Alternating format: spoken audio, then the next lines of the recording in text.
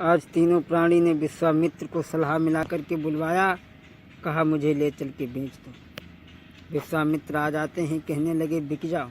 अरे तुम तीनों बिक जाओगे तो हमारा फ़ायदा तो है, कोई हमारे रिश्तेदार तो नहीं हो तुम।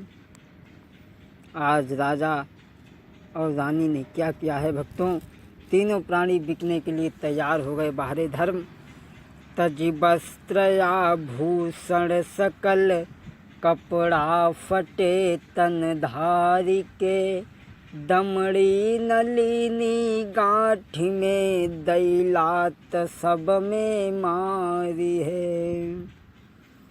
राजा कहने लगा, महाराज मैं 60 भार में आपका सोना जरूर दूंगा।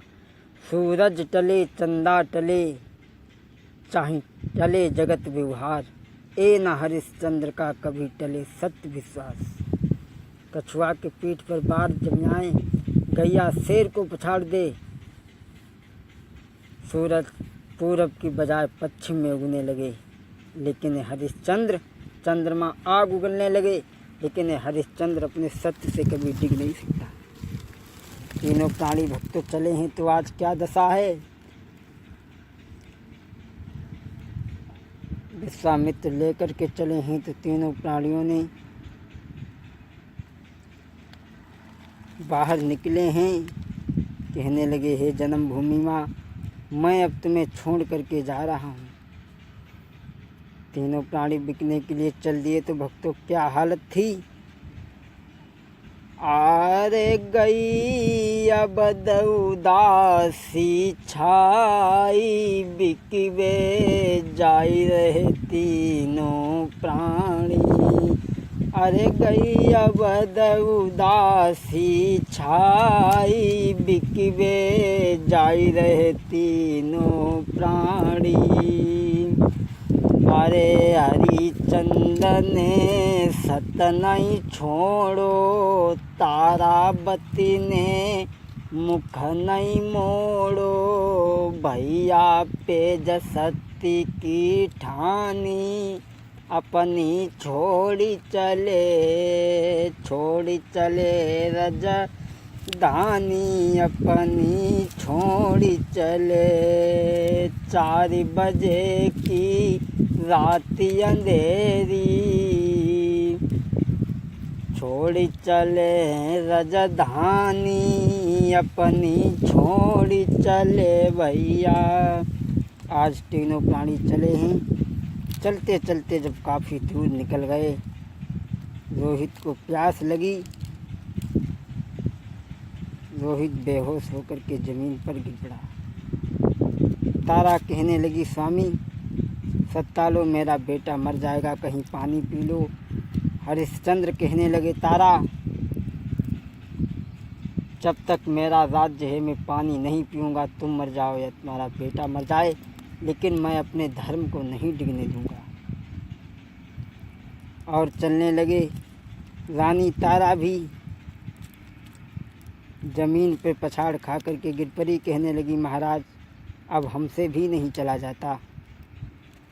विश्वामित्र ने देखा कि तीनों परेशान हैं, तो हाथ में कमंडल लेकर के आए और रोहित के पास में पहुँचे। बोले, बेटा धीरे धीरे बोले, पानी पी लो, पानी पी लो, पानी पी लो। ए धीरे धीरे बोले, पानी पी लो, पानी पी लो, पानी पी लो।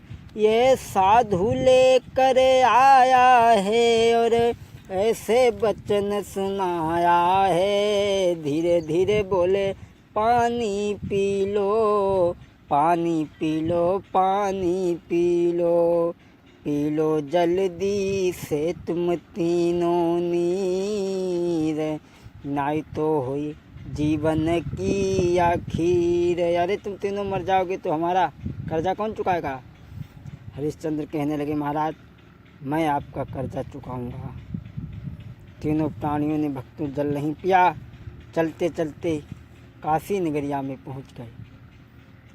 विश्वामित्र ने काशी में पहुंच करके आवाज़ लगाई, जिस किसी को स्त्री, बच्चे और जवान की ज़रूरत हो वो आ जाए। अरे भैया बोली लगाई है क्या हालत है भक्तों।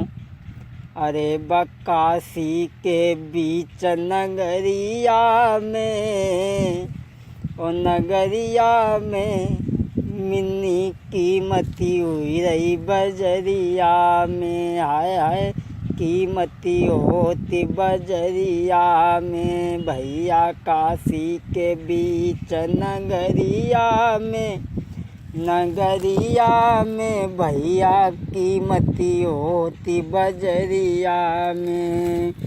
इतना कौंधा हो तू बजरिया में, बजरिया में भैया कीमती हुई रही बजरिया में। तीनों प्राणी ठगे से ठाणे, इतना कौंधा हुई रहो बजरिया में भैया कीमती हुई रही बजरिया में।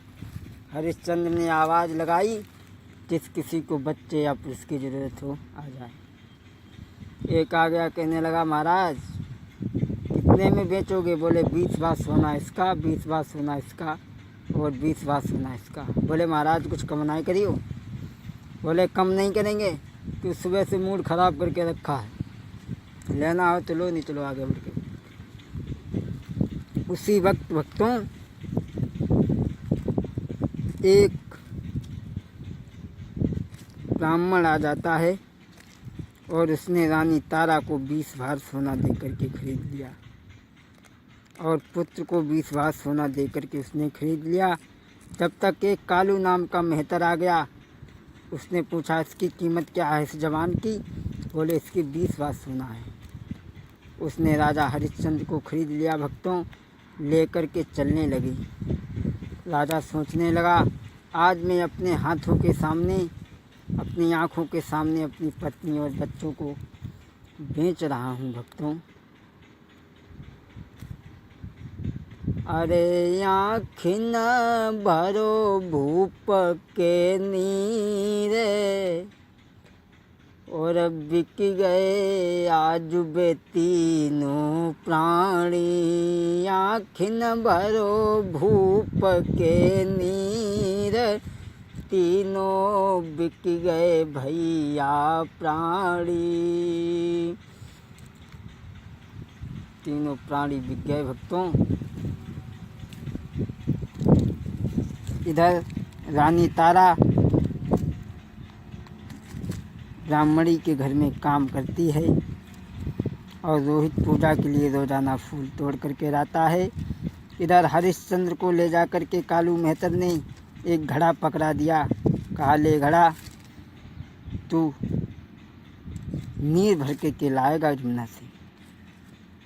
घड़ा भर के लाते हैं और एक दुकान नियुक्त कर दी। कहा कि तुम इससे ही राशन पानी लेते रहना और खाते रहना। हरिश्चंद्र ने उस दुकान से दाल आटा चावल लिया, भोजन बनाने के लिए बैठे और बना कर के जैसे ही खाने के लिए तैयार हुए तो कपटी विश्वामित्र ने आकर के भिखारी के रूप में आकर के कहने लगे मैं 4 दिन का भूखा हूँ, मुझे भोजन नहीं मिला। हरिश्चंद्र सोचने लगे अरे मैं तो 2 ही दिन का भूखा हूँ, ये 4 दिन का भूखा है। तो सारा भोजन उस भिखारी को दे दिया।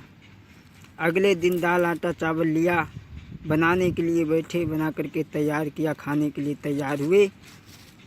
तब तक एक बिल्ली ने आकर के सारा भोजन धूल में मिला दिया। हरिश्चंद्र ने सोचा कि बाहरे परमात्मा, मेरे भाग्य में भोजन भी नहीं है तो मैं आज से भोजन नहीं करूँगा। प्रण कर लिया। पानी भरने जाते हैं, दिन प्रतिदिन शरीर कमज़ोर हो गया। शरीर में इतनी शक्ति नहीं है कि वो घड़ा उठा सके।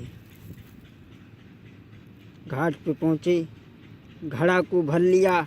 अब देख रहे हैं कोई आ जाए तो घड़ा उठवा दे, लेकिन वहाँ कोई नहीं आया। शाम के समय वही रानी तारा आ जाती है। हरिश्चंद्र ने देखा तारा अब तुम आ गई हो तो मेरा घड़ा उठ जाएगा। तारा क्या कहने लगी, स्वामी मैं तुम्हारा घड़ा नहीं उठवा सकती। हरिश्चंद्र कहने लगे रानी मेरा घड़ा उठवा दे। अरे रनिया उठवाई दे गगरिया मेरी जल से भरी रनिया, उठवाई दे गगरिया मेरी जल से भरी। ने का थोड़ो सहारो लगा मेरे प्यारी, उठ जाई घड़ा हमारो रनिया, उठवाई दे गगरिया मेरी जल से भरी। रानी मेरा घड़ा उठवा दे। अरे कालू मेहतर को मैं नौकर हूँ, देवे लाखों गारी है अगर मुझे देर हो गई तारा। अरे कालू मेहतर को मैं नौकर हूँ, लाखों देवे गारी लेवे डंडन ते खबरिया, उठवाई दे गगरिया मेरी जल से भरी। तारा तारा कहने लगी, महाराज मैं तुम्हारा घड़ा नहीं उठवा सकती। क्यों? तुम्हारे हाथ में एक मेहतर का घड़ा है और मेरे हाथ में एक ब्राह्मण का घड़ा है। मैं घड़ा तो नहीं उठवा सकती हूँ, मेरा धर्म नष्ट हो जाएगा, लेकिन मैं तुम्हें युक्ति बता सकती हूँ। जल गहरे में घुस जाऊँ स्वामी, और ने कसारो पानी को मिली जाएगो। आप जहले घर में जल में घुस जाएं और घड़ा को उठा लें। हरिश्चंद्र कहने लगे, तारा अब तुमने तो मेरा घड़ा नहीं उठवाया, अब मैं खुद अपने हाथों से उठाऊंगा। भक्तों, अरे विपत्तिया थोड़े ही दिन की, पातलिया भैया काटे से कटी जाइए के विपता थोड़े ही दिनन की, पातरिया भैया काटे से कटी जाइए।